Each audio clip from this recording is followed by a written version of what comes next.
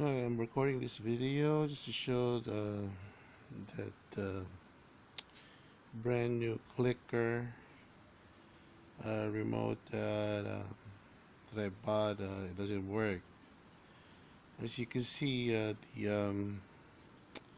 the uh, the dip switch, they're both similar, and but yet when I press the button on the old remote, it works.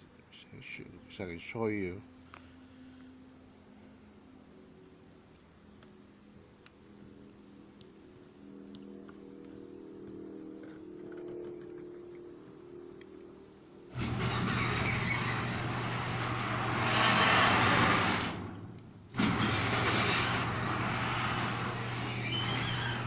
See, that one works, but with the new one,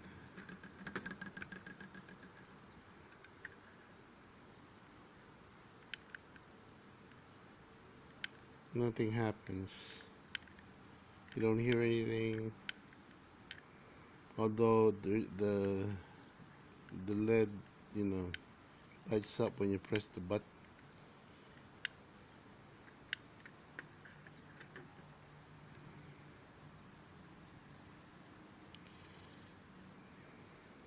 Okay.